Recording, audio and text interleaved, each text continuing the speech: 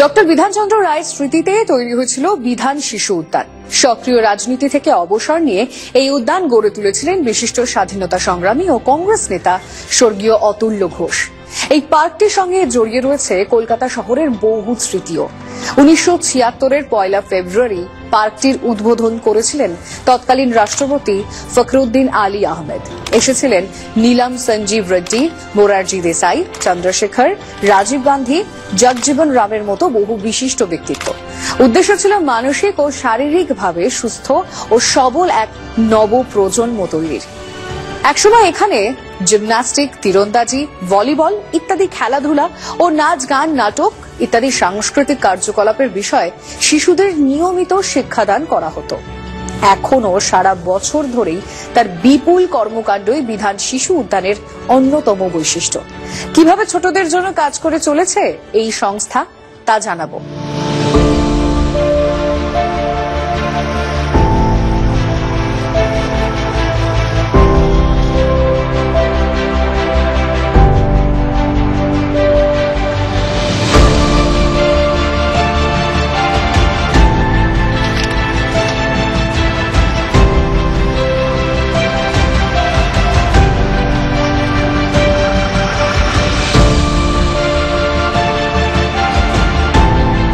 বিধান শিশু উদ্যান, যার ভাবনা চিন্তা নিয়ে যিনি এই সংস্থার প্রাণপুরুষ শ্রী অতুল্য ঘোষ, বিশিষ্ট জননেতা, তারই সমস্ত স্বপ্নের বহিঃপ্রকাশ হচ্ছে বিধান শিশু উদ্যান।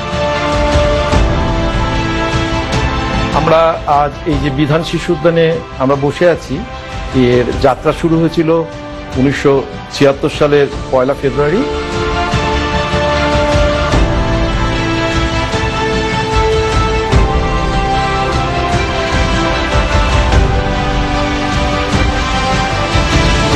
এই ডক্টর বিসি রায় মেমোরিয়াল কমিটি তৈরি হয় 4 জুলাই 1962 সালে, অর্থাৎ ডক্টর বিধানচন্দ্র রায়ের মৃত্যুর ঠিক 3 দিন পরে। এবং ময়দানে এক অসাধারণ জনসভা হয়েছিল, প্রায় 5-6 লক্ষ লোক সেখানে উপস্থিত ছিলেন। সেখানে ডক্টর বিসি রায় মেমোরিয়াল কমিটি তৈরি হয় এবং সেই কমিটির সম্পাদক ছিলেন অতুল্য ঘোষ এবং সভাপতি ছিলেন তুষারকান্তি ঘোষ, সহসভাপতি ছিলেন অশোক কুমার সরকার এবং আমাদের ট্রেজারার কোষাধ্যক্ষ ছিলেন BM বিড়লা। তাদের প্রথম উদ্দেশ্যই ছিল একটা শিশু হাসপাতাল তৈরি করা। অর্থাৎ তারা, দাদু সবসময় বলতেন যে আমরা কমিটি তৈরি করে কিন্তু কখনো বিধান রায়ের মূর্তি তৈরির প্রচেষ্টা করিনি, কোনো রাস্তার নামকরণ আমরা চাইনি যে ডক্টর বিধান রায়ের নামে হোক। আমরা প্রথম আমাদের প্রজেক্ট হবে একটা শিশু হাসপাতাল, যেটা নারকেলডাঙ্গায় রয়েছে, ডক্টর বিসি রায় মেমোরিয়াল চিলড্রেন হসপিটাল, বোধহয় রাজ্যে একমাত্র ডেডিকেটেড চিলড্রেন্স হসপিটাল যেটা অতুল্য ঘোষ তৈরি করেছিল। এবং 1968 সালে তৎকালীন রাজ্য সরকারের হাতে সেটা তুলে দেওয়া হয়েছিল। আমরা ছোটবেলা থেকে তো এই বিধান শিশু উদ্যানে মানুষ হয়েছি। দাদু, আমরা অতুল্য ঘোষকে দাদু বলতাম। অনেকেই তখন যারা ছিল, প্রায় সবাই, প্রায় 4-5 হাজার মেম্বার আমরা যারা ছিলাম, তো দাদু বলতেন যে কখনো কেউ যদি 2 টাকা দেয় তাকে 2 বারে দিতে হবে, এমন একটা ব্যাপার ছিল। এবং সেই সময় টার্গেট ছিল, লক্ষ্যমাত্রা ধার্য ছিল 25 লক্ষ টাকা, কিন্তু মাত্র 3 মাস 18 দিনেই প্রায় 51 লক্ষ টাকা চাঁদা উঠেছিল এবং তার প্রায় বেশিরভাগটাই 1 টাকা 2 টাকার চাঁদা।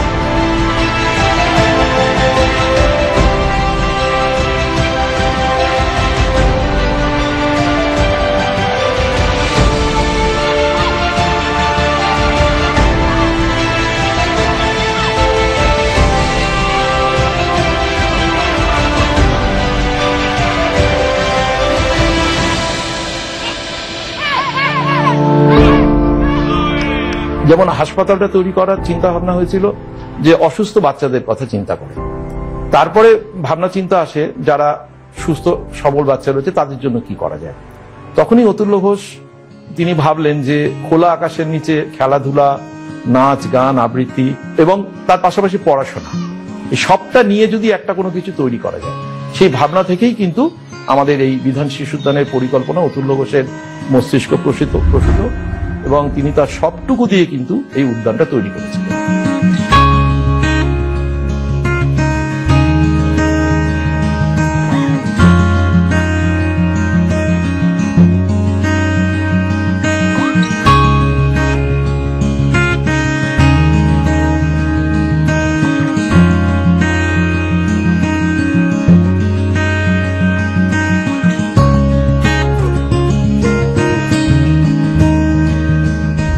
সালে এর উদ্বোধন হয়েছিল। পথ চলা শুরু, আগামী বছর 1 ফেব্রুয়ারি আমরা 50 বছরে পদার্পণ করতে চলেছি।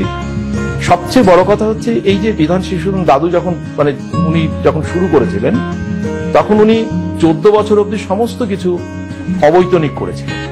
কারণ আমাদের সংবিধানে কিন্তু বলা ছিল যে 14 বছর অবধি যে তাদের বয়স পর্যন্ত যত ছেলে মেয়ে দেশের আছে তাদের সবকিছু শিক্ষা অবৈতনিক।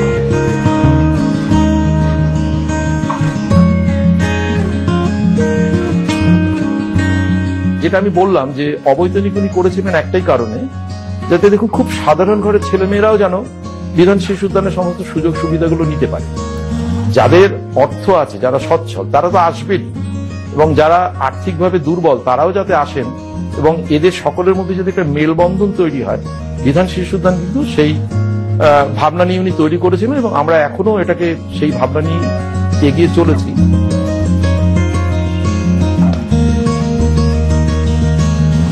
তবে ইদানিং যেটা যুগের সঙ্গে যেটা তাল মিলিয়ে যে আরো 2-1টা নতুন খেলা আমরা ইন্ট্রোডিউস করেছি এখানে, রোলার স্কেটিং এবং ক্রিকেট, সেখানে আমাদের কিছু অর্থ নিতে হয়।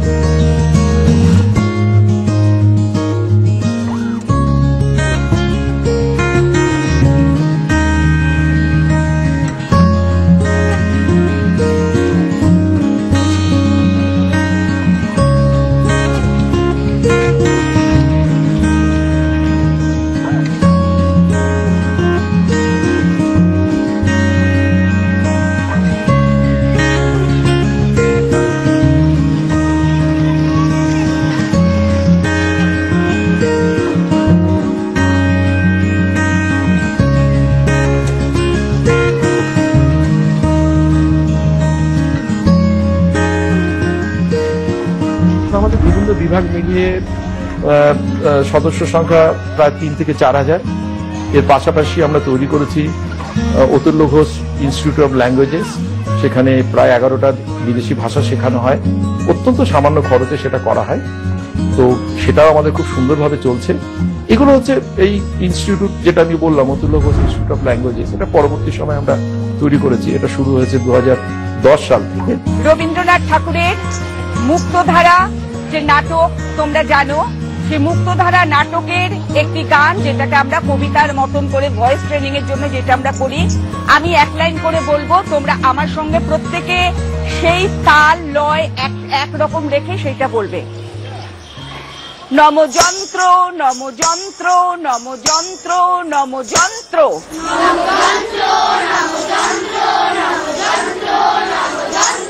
তুমি চক্র মুখর মন্দ্রিত, তুমি বজ্র বহ্নি বন্দিত।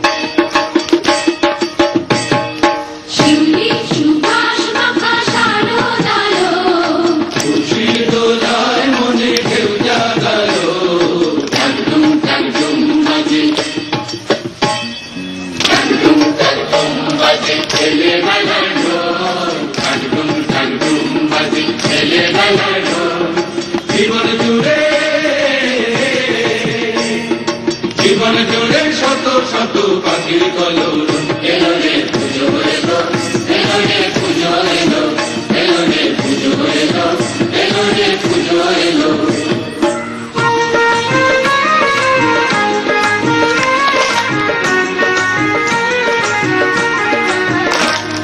এইরকম একজন মানুষ সবকিছু ছেড়ে, রাজনীতি ছেড়ে তিনি চলে এলেন বিধান শিশু উদ্যানে, ছোটদের নিয়ে কাজ করলেন।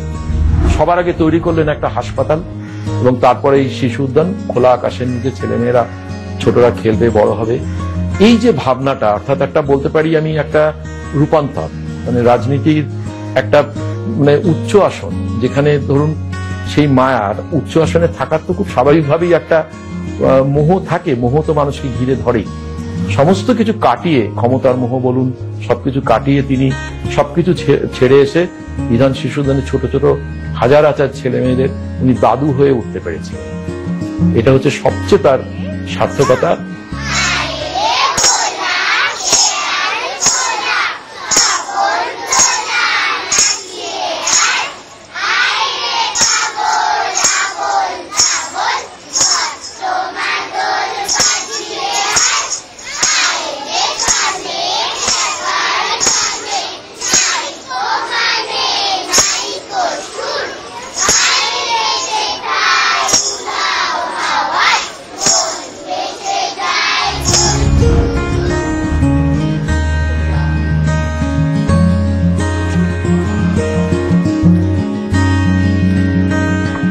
এই ধরনের সংস্থা চালাতে গেলে না আর্থিক সহায়তা একটা ভীষণভাবে একটা প্রয়োজন। এবং খুব সত্যি কথা বলছি, এটা অতুল্য ঘোষ দাদুও আক্ষেপ করে লিখে গেছেন সেই সময়। মানে উনি তো 86 সালে চলে গেছেন, তার আগেই উনি অনেকবার লিখেছেন যে আমাদের একটা দুর্ভাগ্য যে কোন সরকারই, রাজ্য সরকার বা কেন্দ্রীয় সরকার, কোন সরকারই আমাদের কখনো কোনো সাহায্য করেননি।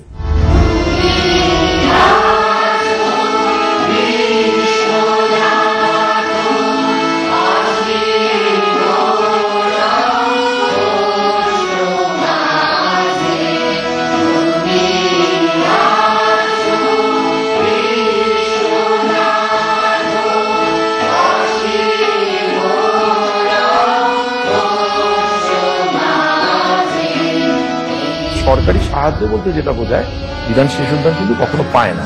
এখনো আমরা আমাদের হৃদয়ে ধরে রেখেছি এই অতুল্য ঘোষকে, তার ভাবনা নিয়েই আমরা এগিয়ে চলেছি। আমরা চেষ্টা করছি যতটা পারা যায় আমাদের সামর্থ্যের মধ্যে দিয়ে এগিয়ে যাওয়া, এবং ভবিষ্যতে বহু পরিকল্পনা রয়েছে তার ভাবনা চিন্তাকে নিয়েই। এইভাবে আমরা এগিয়ে যাব সকলের আশীর্বাদ, ভালোবাসা নিয়ে। বিধান শিশু উদ্যানের সেক্রেটারি মিস্টার গৌতম তালুকদারকে মঞ্চে আসতে অনুরোধ জানাচ্ছি।